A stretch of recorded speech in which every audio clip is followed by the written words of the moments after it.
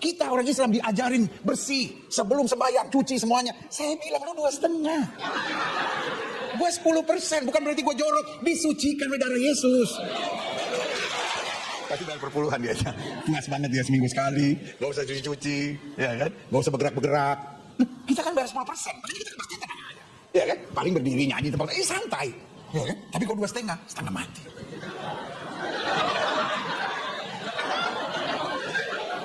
Yang paling berat terakhirnya mesti lipat kaki.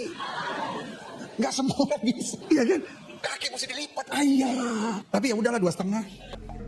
Pendeta Gilbert Lumoindong meminta maaf kepada seluruh masyarakat Indonesia atas kegaduhan yang terjadi akibat ceramahnya yang menyinggung soal sholat dan zakat dalam Islam. Permohonan maaf tersebut ia sampaikan usai bertemu dengan Ketua Dewan Masjid Indonesia sekaligus Wakil Presiden Republik Indonesia ke-10 dan 12 Jusuf Kalla di kediamannya di kawasan Jakarta Selatan pada Senin 15 April 2024. Dengan segala kerendahan hati minta maaf karena kegaduhan yang ada, karena sebetulnya kita lagi sibuk setelah Pilpres, mau menyambut Pilkada, dan baru saja merayakan Idul Fitri, Hari Raya yang baik, dan umat Kristen baru saja merayakan kebangkitan Kristus, lalu mau menyambut kenaikan ke sorga. Jadi saya pikir ini suasana yang harusnya baik. Assalamualaikum warahmatullahi wabarakatuh. Selamat sore semuanya. Tadi Anda lihat saya didatangi dan berjumpa dengan Pendeta Gilbert dan juga teman-temannya putra-putri.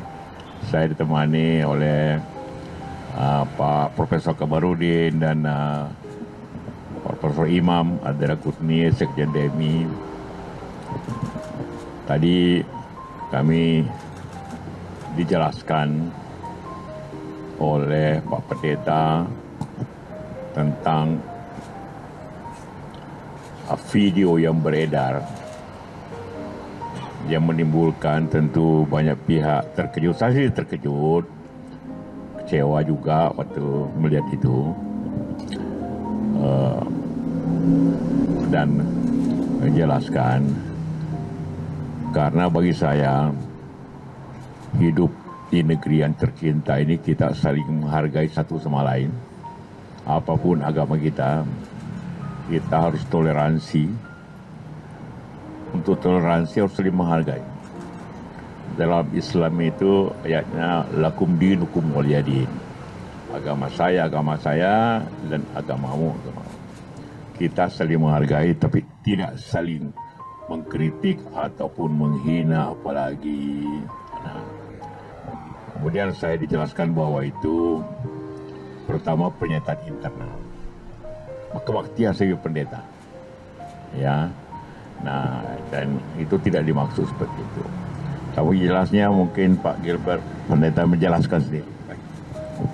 Ya, baik, saya Gilbert Lumoindong. Jadi pertama-tama terima kasih buat Pak JK, Profesor Kamarudin Hidayat dan juga Pak Imam. Jadi yang selanjutnya izinkan saya ucapkan minal aidin wal faizin buat kawan-kawan sekalian yang merayakan Hari Raya Idul Fitri. Dan di momen yang sebetulnya indah ini, biarlah jangan ada ketegangan di kita. Pertama-tama sebelum saya lanjutkan kalimat saya ini, mendingan saya dengan segala kerendahan hati minta maaf karena kegaduhan yang ada. Karena sebetulnya kita lagi sibuk setelah Pilpres, mau menyambut Pilkada, dan baru saja merayakan Idul Fitri, Hari Raya yang baik, dan umat Kristen baru saja merayakan kebangkitan Kristus, lalu mau menyambut kenaikan ke sorga. Jadi saya pikir ini suasana yang harusnya baik. Untuk itu sekali lagi saya minta maaf kalau ada segala kegaduhan. Beberapa catatan yang perlu saya garis bawahi. Yang pertama, pasti tidak ada niat saya untuk mengolok-olok apalagi menghina. Sama sekali tidak. Kenapa? Karena saya dibesarkan di kampung di Tebet, dan Rumah saya hanya 200 meter dari masjid dan itu tempat main saya, masjid itu. Lalu kemudian saya dibesarkan di SD Dewi Sartika.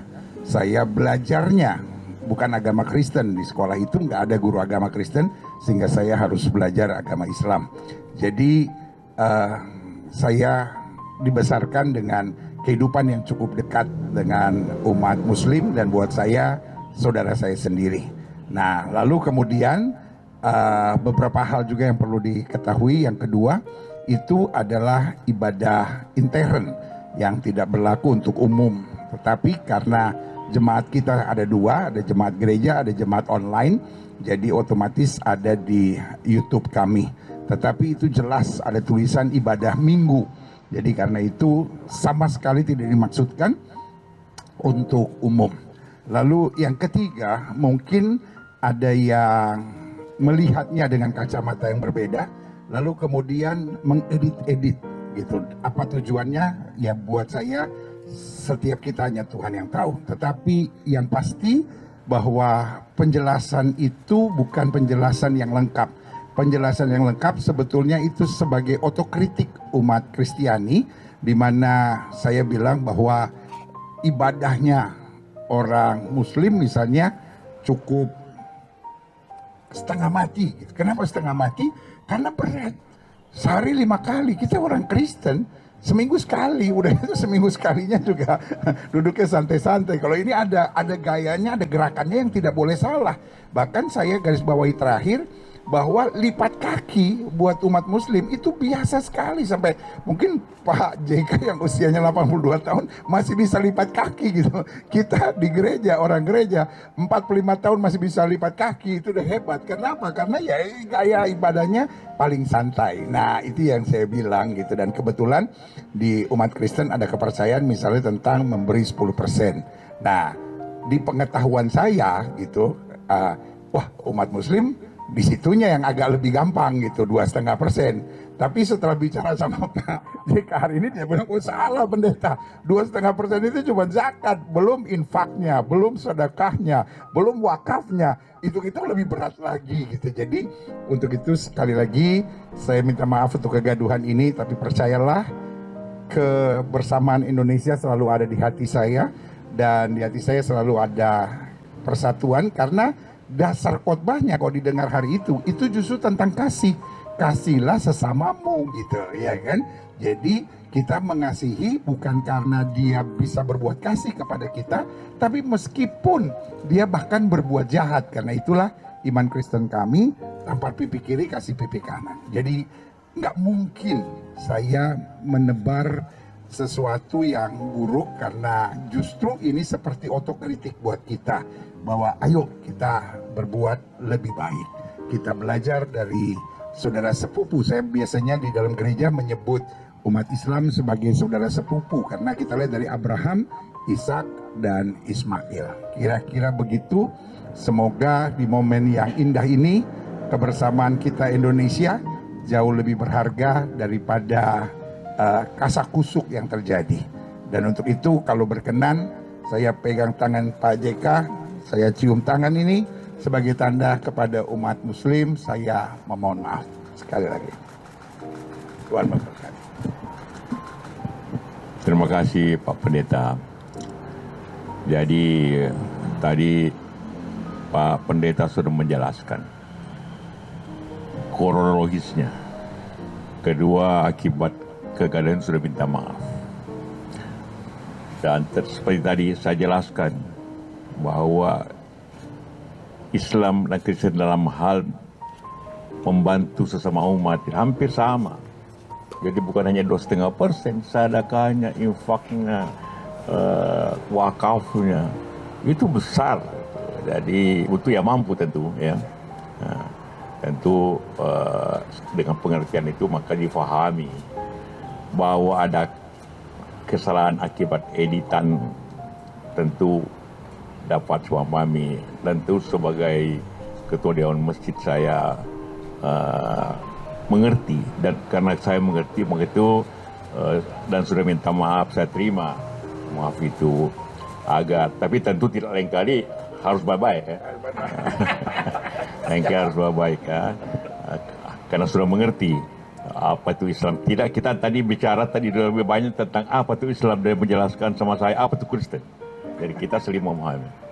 Ya, apa itu gereja. Jadi bagi seluruh umat Islam yang sudah melihat video itu, jangan dilihat video itu sebagai hanya itu saja, tapi sebenarnya itu ada latar belakangnya dan ada editan yang kalau cukup berbahaya. Karena itu mari kita maafkan karena sudah menjelaskan dan sudah minta maaf. Umat Islam itu memberikan maaf apabila ada yang meminta maaf. Itu juga sedekahnya juga kita maafkan dan sudah dijelaskan.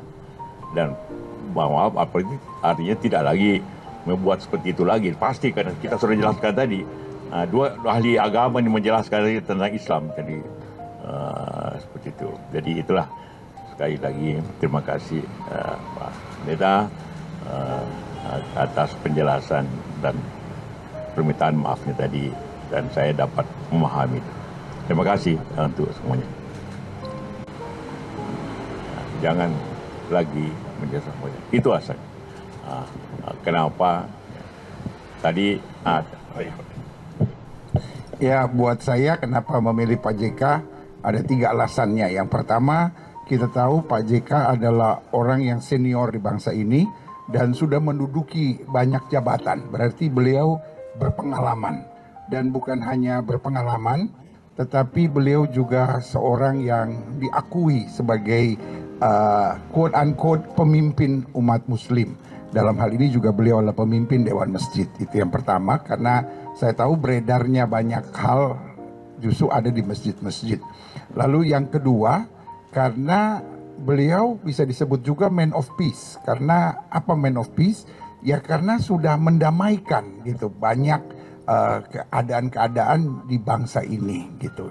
Dan yang ketiga, pasti beliau adalah orang yang asik. Ya kan, ada banyak orang makin tinggi jabatannya makin sulit dijumpai.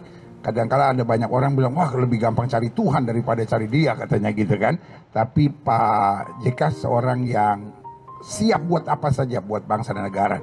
Pokoknya demi bangsa dan negara, apalagi demi kedamaian, bisa mudah dicarinya gitu. Dalam hal ini, kemarin kita berdiskusi atau minta waktu, beliau di tengah kesibukannya langsung memberi jadwal hari ini karena buat beliau bangsa dan negara dan kedamaian itu selalu penting. Kira-kira begitu dari saya. Jadi saya tentu di samping pribadi tapi juga sebagai ketua DMI dan organisasi macam banyak hal tentang kemahamulan teman-teman. Saya tadi telepon Sekjen MUI juga tapi tidak tersambung karena singkat waktunya. Jadi dapat juga. Tapi Pak Imam ini pengurus MUI juga pengurus juga kan, MUI juga. Yang Pak kan. Terima kasih ya. Ini kan udah ada beberapa yang mengkritik bahwa ini sudah masuk kategori penistaan agama. Nah ini saran dari Pak JK atau nasihat Pak JK kepada beberapa pengkritik ini sebelum meluas kemana-mana mungkin bisa disampaikan gitu pesan untuk para pengkritik yang sudah bilang itu masuk kategori penistaan agama. Iya itu tadi disampaikan bahwa tidak ada maksud untuk menista.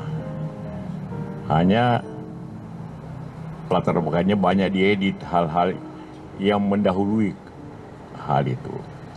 Kedua tadi internal doa dan sudah minta maaf ya akan hal itu. Bagi kita umat Islam itu ya dengan permintaan maaf yang tulus ya secepatnya, bukan dipaksa. Ada orang minta maaf setelah dipaksa, ini tidak. Ada orang setelah ditangkap baru minta maaf. Beliau itu belum apa-apa sudah minta maaf. Jadi saya harga itu. Ya. Cukup? Baik, terima kasih.